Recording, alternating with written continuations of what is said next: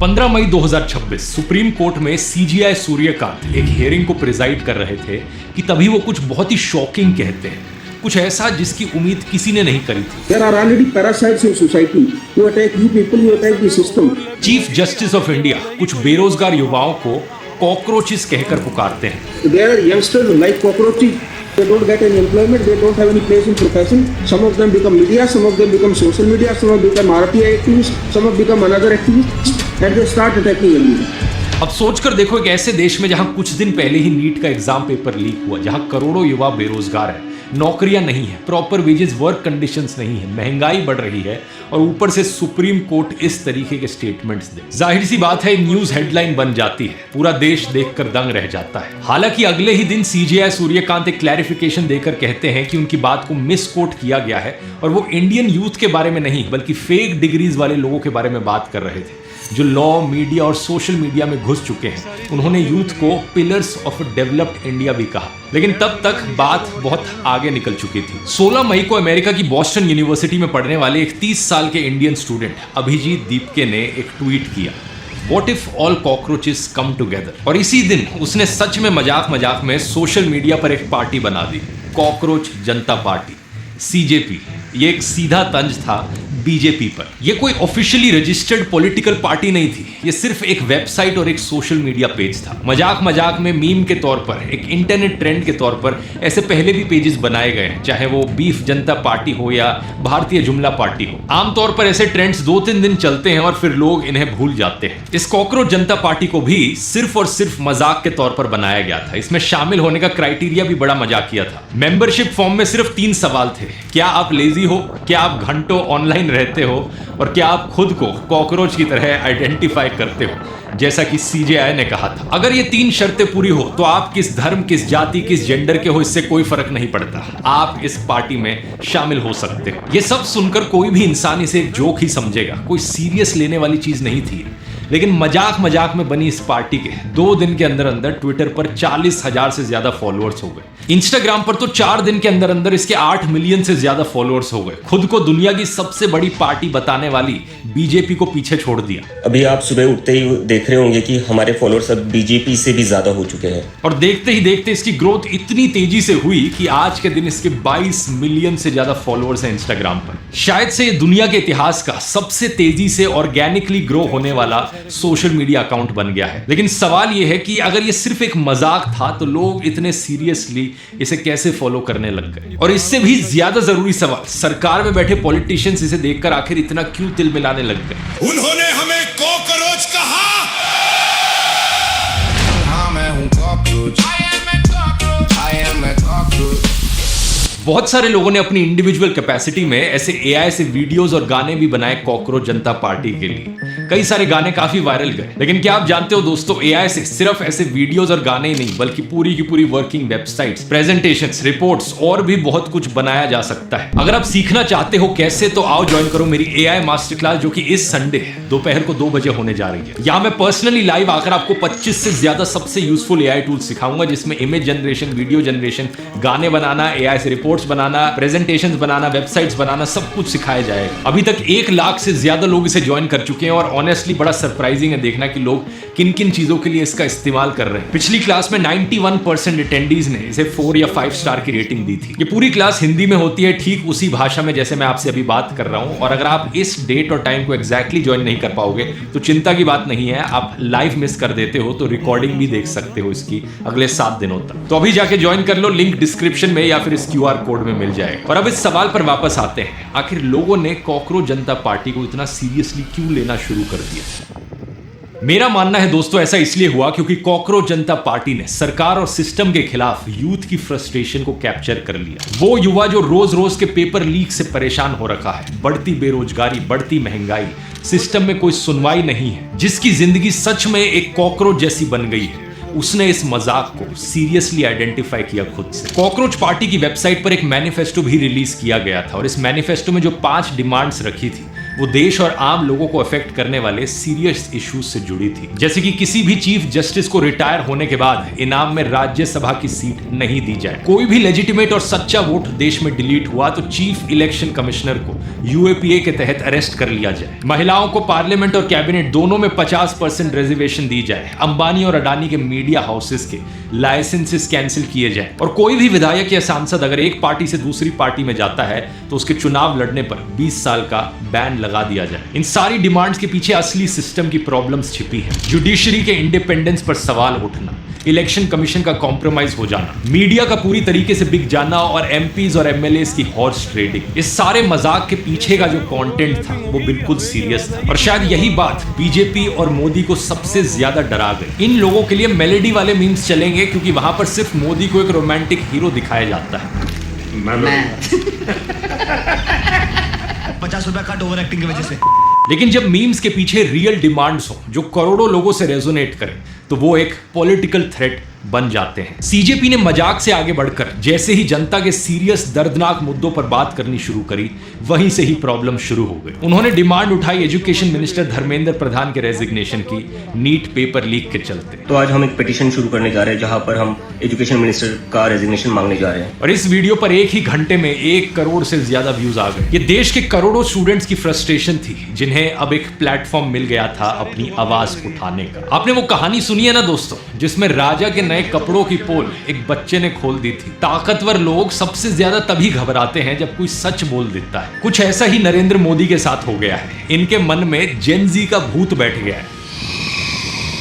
जब भी इन्हें लगता है कि कहीं कुछ जेनजी इकट्ठे हो गए या कोई मूवमेंट शुरू हो गया तो इनकी सरकार के पसीने छूट जाते हैं। इसलिए 21 मई को सिर्फ 5 दिन बाद सीजेपी के ट्विटर अकाउंट को इंडिया में ब्लॉक कर दिया जाता है। आप सोचोगे क्या रीजन था? लॉजिक सुनो जरा इसके पीछे। कहते हैं कि इंटेलिजेंस ब्यूरो के इनपुट पर किया गया है। यह अकाउंट नेशनल सिक्योरिटी के लिए खतरा है। मतलब 1 मिनट के लिए जरा सोच कर देखो, एक मजाक में बनाई गई वेबसाइट और सोशल मीडिया पेज जिसके लोग कॉकरोच की कॉस्ट्यूम पहनकर मीम्स बना रहे हैं, वो नेशनल सिक्योरिटी के लिए खतरा बन गई सरकार के लिए। हाँ मैं हूँ cockroach, I am a cockroach. कितनी डरपोक सरकार हो सकती है, कितने डरपोक प्रधानमंत्री हो सकते हैं देश के। मतलब एक्चुअल पेपर लीक जहां हो रहा है, एक्चुअल करप्शन जहां पर हो रहा है, एग्जाम फ्रॉड हो रहा है, इलेक्शन फ्रॉड हो रहा है, उस सब में नेशनल सिक्योरिटी को कोई खतरा नहीं होता। लेकिन कोई इंटरनेट पर थोड़ा मजाक कर दे तो वो नेशनल सिक्योरिटी के लिए खतरा बन जाता है। ओरिजिनल ट्विटर अकाउंट बैन होने के बाद सीजेपी ने एक बैकअप अकाउंट बनाया, कॉकरोच इज बैक नाम। इसके बाद इनके इंस्टाग्राम पेज को हैक करने की कोशिश की गई। इतनी बार इनके अकाउंट में लॉगिन करने की ट्राई करी गई कि 23 मई को अभिजीत ने ट्वीट करके कहा कि अब उनके पास सीजेपी के किसी भी प्लेटफॉर्म का एक्सेस नहीं है। उसके बाद इनकी वेबसाइट को भी बंद कर दिया गया। इस वक्त तक 10 लाख लोगों ने सीजेपी का मेंबर बनने के लिए साइन अप कर लिया था और 6 लाख से ज्यादा लोग धर्मेंद्र प्रधान के रेजिग्नेशन की पिटीशन पर साइन कर चुके थे। बात सिर्फ यहां तक नहीं रुकी, अभिजीत का व्हाट्सएप नंबर भी लीक कर दिया जाता है और उसे व्हाट्सएप पर डेथ थ्रेट्स आने लगते हैं। एक मैसेज में सीधी धमकी दी जाती है, सुन पैसे मिलेंगे तुझे, ये अकाउंट बंद कर दे या बीजेपी में आ जा वरना अमेरिका में भी मरवा देंगे तुझे। ये एक सीधे तौर पर डेथ थ्रेट था। पहले पैसे का ऑफर किया गया और फिर जान से मारने की धमकी दी गई। और भी ऐसी धमकियां आई। अभिजीत ने इन सारी धमकियों को पब्लिकली पोस्ट किया, नंबर भी दिखाया जिस बंदे ने ये धमकी दी थी उसका, लेकिन फिर भी पुलिस ने कोई एक्शन नहीं लिया। बाद में अभिजीत की फैमिली को भी थ्रेटन किया जाता है और बीजेपी के ट्रोल अकाउंट्स इनडायरेक्ट फैमिली को भी जान से मारने की धमकी देते हैं। कहते हैं कि ये तो यूएसए में रहता है, उसकी फैमिली तो अभी भी इंडिया में ही रहती है। मैं तुझे अभी भी बोल रहा हूँ, तेरे पास टाइम है, बीजेपी में आ जा, तेरी ज़रूरत है, ये ज़्यादा बेनिफिशियल रहेगा तेरे लिए। बाकी तू कहाँ रहता है, तेरे मम्मी पापा कहाँ रहते हैं, सब पता है हमें। ये डेथ थ्रेट सिर्फ ऑनलाइन नहीं थे। अभिजीत ने कहा कि उनके फैमिली मेंबर्स जो महाराष्ट्र में रहते हैं उनके घर तक भी लोग पहुंच गए। धमकी देने वाले वीडियोस और मैसेजेस उनको भी भेजे गए। और इस सब से भी काम नहीं बना तो फिर डिफेमेशन कैंपेन शुरू हुआ। अभिजीत दीप के पहले आम आदमी पार्टी के साथ काम कर चुके हैं, जो उन्होंने कभी छुपाया नहीं है। उन्होंने कभी अपने पुराने ट्वीट्स डिलीट नहीं किए। ओपनली वो कहते हैं कि वो 2020 से लेकर 2023 तक आपके साथ काम कर चुके हैं। Actually, I worked there for from 2020 to 2023, I think. And it was for a brief period of time. I was actually very inspired by the health and education model that they worked on. And after that, I thought maybe I need to move forward with my life. So I applied to some universities. I got into Boston University, and I have been here since then. ये सारी चीजें, ये सारी information publicly available है। Cockroach जनता party के account के bio में ही अभिजीत ने अपना पर्सनल अकाउंट टैग कर रखा है और वहां पर नीचे स्क्रॉल करके देखोगे तो बड़ी आसानी से आप ये सारी चीजें देख सकते हो। लेकिन इस सबको ऐसे प्रेजेंट किया गया कि जैसे कोई मेजर स्कैंडल हो। बीजेपी के एमपी निशिकांत दुबे ने आरोप लगाया कि दीपके के आम आदमी पार्टी के थ्रू विदेशी ताकतों से लिंक है। कई अकाउंट्स अभिजीत की मनीष सिसोदिया के साथ पुरानी फोटोज ऐसे शेयर करने लगे कि जैसे कोई बहुत बड़ी कंस्पिरेसी। लेकिन आप मुझे बताओ दोस्तों, अगर आम आदमी पार्टी को सही में कोई सीक्रेट कोवर्ट ऑपरेशन करना होता तो वो एक ऐसे चेहरे को क्यों चुनती जिसकी इतनी सारी पब्लिक इंफॉर्मेशन अवेलेबल है? अगर सही में ये कोई प्लान स्ट्रैटेजी थी तो अभिजीत अपना कनेक्शन और छुपाने की कोशिश करता, सीजेपी के मेन अकाउंट पर अपना पर्सनल अकाउंट ऐसे टैग ना करता। आम आदमी पार्टी को अगर सही में ऐसा कुछ सीक्रेटली कराना होता तो वो एक ऐसे इंसान को चुनते जिसका कोई पब्लिक प्रोफाइल ना होता। और दूसरा, जरा ये सोचकर देखो कौन सी बड़ी चीज हो गई कि अगर उसने पहले एक पॉलिटिकल पार्टी में काम कर लिया तो। इस लॉजिक से तो राघव चड्डा भी पहले आम आदमी पार्टी में थे, शुभेंदु अधिकारी भी पहले टीएमसी में थे, हिमंता बिस्वा शर्मा भी पहले कांग्रेस में थे। हिमंत शर्मा जी करप्ट थे या नहीं थे? चलो भैया जी, मैं जवाब देना नहीं चाहता इसका, इस तरह से क्वेश्चन नहीं करते। तो क्या यह कहा जा सकता है कि बीजेपी में एक सीक्रेट कोवर्ट ऑपरेशन चल रहा है इन सारी पार्टीज का? कोई भी सेंस है इस बात का? अब जब ये लॉजिक फेल हुआ तो इन्होंने डीप स्टेट कंस्पिरेसी चलानी शुरू करी। बीजेपी आईटी सेल के लोग क्लेम करने लगे कि पुणे पुलिस रिकॉर्ड्स में दीपके को आईएसआई पेड एसेट फ्लैग किया गया है। डीप स्टेट थ्योरीज चलाने लगे कि यूएस जेनजी प्रोटेस्ट के जरिए डेमोक्रेटिक देशों को पॉलिटिकली वीक करता है। इस सब के बीच में एक ये इमेज भी बड़ी फैलाई गई कि देखो, कॉकरोच जनता पार्टी के मैक्सिमम फॉलोअर्स पाकिस्तान से आते हैं, 49% फॉलोअर्स पाकिस्तानी हैं। वैसे अगर आपको याद हो दोस्तों, 2024 की लोकसभा इलेक्शंस के दौरान जब मेरा यूट्यूब चैनल भी बड़ा वायरल जाने लग रहा था तो इन्होंने सेम कंस्पिरेसी थ्योरीज मेरे खिलाफ भी फैलाई थी कि देखो, ध्रुव राठी के मैक्सिमम फॉलोअर्स पाकिस्तान बांग्लादेश से आते हैं। ये बात सरासर झूठ थी और कॉकरोच पार्टी के केस में भी ये बात सरासर झूठ है। ऊपर से नोट करने वाली बात यह है कि जो इंसान अपने अकाउंट को चला रहा है उसके अलावा उस अकाउंट के फॉलोअर्स कहां से आते हैं ये कोई और नहीं देख सकता। यूं ही अपने मन से कुछ भी इमेजेस बनाकर ये लोग फैलाते रहते हैं और खुश होते रहते हैं। यूनियन मिनिस्टर किरेन रिजिजू भी इस झूठ में फंस गए और इस चीज को फैलाने लगे। अभिजीत ने बार बार स्क्रीनशॉट शेयर किए, स्क्रीन रिकॉर्डिंग्स भी शेयर करी, दिखाते हुए कि कॉकरोच जनता पार्टी के 94% से ज्यादा फॉलोअर्स इंडिया से आते हैं। फिर इसके बाद बॉट फॉलोअर्स का झूठ फैलाया गया। ये कहा गया कि कॉकरोच जनता पार्टी के ज्यादातर फॉलोअर्स असली हैं ही नहीं, ये तो बॉट्स हैं। इस चीज का भी कोई सबूत नहीं है क्योंकि एक्चुअली में कोई रिलायबल तरीका है ही नहीं ये पता करने का कि एक अकाउंट को फॉलो करने वाले लोग कहां से आते हैं और कितने बॉट्स हैं। कुछ थर्ड पार्टी वेबसाइट जरूर हैं जो फॉलोअर्स के एक सैंपल से एनालिसिस करती हैं, लेकिन वो इतनी रिलायबल नहीं है। और एक ऐसी ही वेबसाइट कॉकरोच जनता पार्टी के 8% बॉट फॉलोअर्स बताती है। लेकिन सेम वेबसाइट कहती है कि नरेंद्र मोदी के अकाउंट में 19% से ज्यादा फेक फॉलोअर्स हैं। सच बात यह है दोस्तों कि आज के दिन देश में सिस्टम इतना करप्ट और कॉम्प्रोमाइज हो चुका है कि किसी भी नए ऑपोजिशन के लिए, किसी भी मूवमेंट के लिए खड़ा हो पाना इन्होंने लगभग इम्पॉसिबल बना दिया है। कॉकरोच पार्टी सिर्फ मजाक में बनाई गई एक चीज थी और ये लोग उसे ऐसे ट्रीट कर रहे हैं कि जैसे सही में कोई नेशनल सिक्योरिटी थ्रेट हो। जो असली ऑपोजिशन पॉलिटिकल पार्टीज हैं उन्हें ढंग से फंक्शन नहीं करने दिया जाता।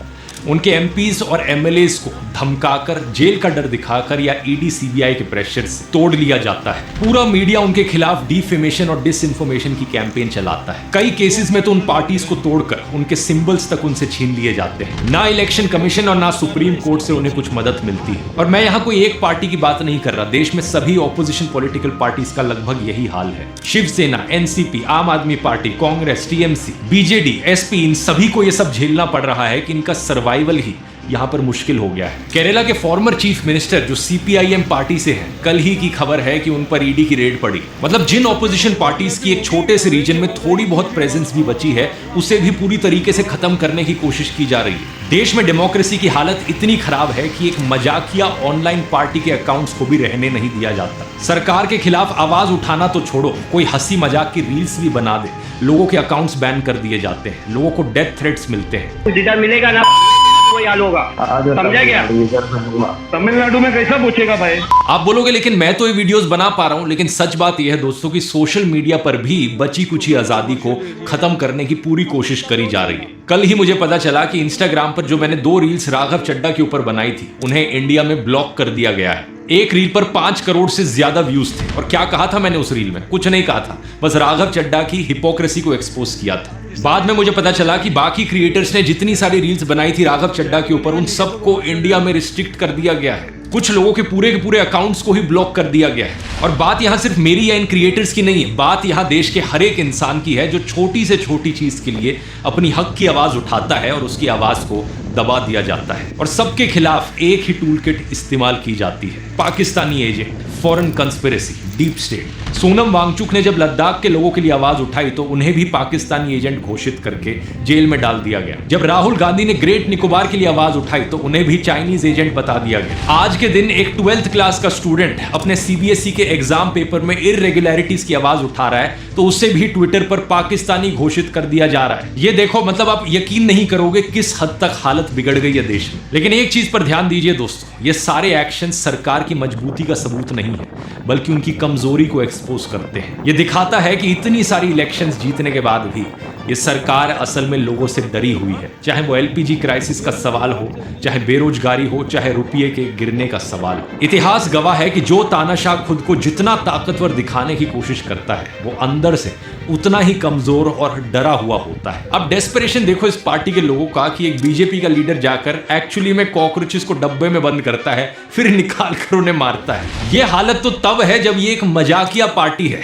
क्या होगा अगर एक्चुअली में लोग सड़कों पर उतर गए? फिलहाल के लिए कॉकरोच जनता पार्टी को अपनी वेबसाइट और अपने इंस्टाग्राम अकाउंट का एक्सेस वापस मिल गया है। हालांकि इंस्टाग्राम पर अभी भी कई सारी पोस्ट उनकी रिस्ट्रिक्ट और ब्लॉक करी जा रही है और ट्विटर अकाउंट अभी भी इंडिया में ब्लॉक्ड है। उसको लेकर ये कोर्ट गए हैं अपील करने। लेकिन सवाल यहां पर यह है कि इस मूवमेंट का आगे क्या होगा। सच बताऊं तो इसका जवाब कॉकरोच जनता पार्टी के चलाने वाले लोगों पर और उनके फॉलोअर्स पर डिपेंड करता है। सोचकर देखो, 2 करोड़ से ज्यादा लोग उस अकाउंट को फॉलो करते हैं। अगर हर एक इंसान जो इस अकाउंट को फॉलो कर रहा है वो अपनी प्रोफाइल पिक्चर बदलकर कॉकरोच जनता पार्टी लगा ले और वही पोस्ट करने लग जाए जो कॉकरोच जनता पार्टी का मेन अकाउंट करने लग रहा है, तो ये जो सारी सेंसरशिप करने की कोशिश की जा रही है ये वहीं पर फुस हो जाएगी। अगर 2 करोड़ लोग अपना पूरा प्रोफाइल बदल लें और खुद से काम करने लग जाए तो ये पूरी मूवमेंट डिसेंट्रलाइज बन सकती है। और ये तो सिर्फ एक आइडिया है। अगर जनता सही में इकट्ठे होकर अपनी ताकत दिखाने लग गई ना तो कोई तानाशाह कुछ नहीं कर पाएगा।